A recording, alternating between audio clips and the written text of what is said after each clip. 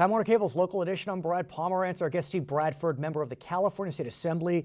And sir, I've been interviewing you for a few years now, and usually we speak about budget deficits.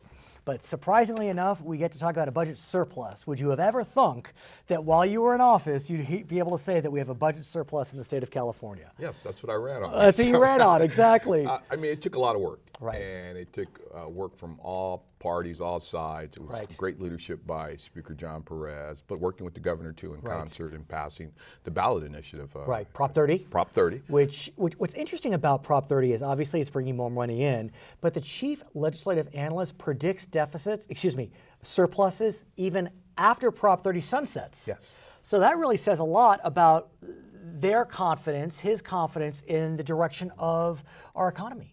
California's moving in the right direction, and it's many signals based on, again, the revenue that's coming into California right now, again, from the business communities, a number of folks who are expressing interest in locating their businesses in California. I mean, they're all good signs that we have turned the tide and we're moving in the right direction. So let's talk about this surplus. Lots of things could be done with it. You could cut taxes, you could put it in a rainy day fund, you could pay down pensions, you could pay down debts, you could backfill some programs that were cut a few years ago. What do you think? We plan on doing all of the above. Oh, really? A little bit of all of it.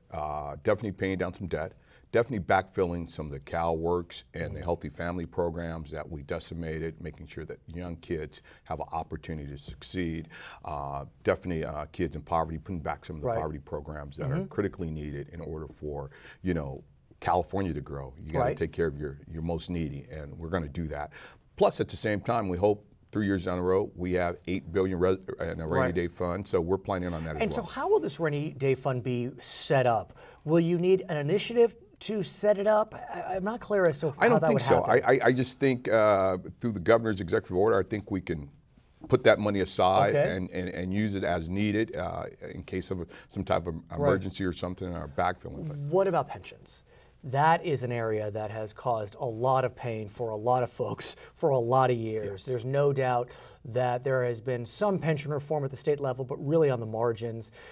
Aside from the whole question of pension reform, huge underfunded pensions, CalSTRS to the tune of $135 billion.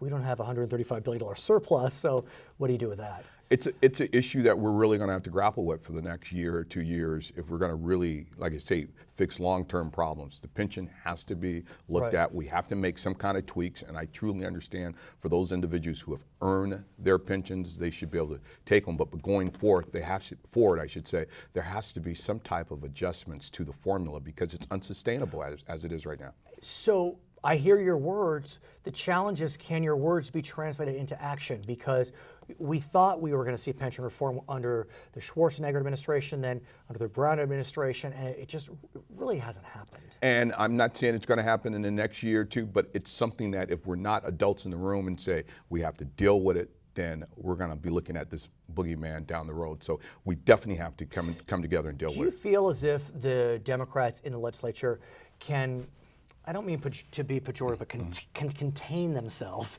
as it relates to this surplus? You get so much pressure from outside interest groups to say, we have a surplus. It was so hard the last few years. Let's use this money now. I don't think we're going to go out here and spend willy-nilly. I think we've seen enough. We've heard from constituents who have experienced the pain from business folks here in California. And I think we're smart enough going forward to make sure that we don't burn this money up as if it's ever-ending, I hear you. Yeah. His name is Steve Bradford. He's a member of the California State Assembly. My name is Brad Pomerance. Thank you so much for watching Time Warner Cable's Local Edition.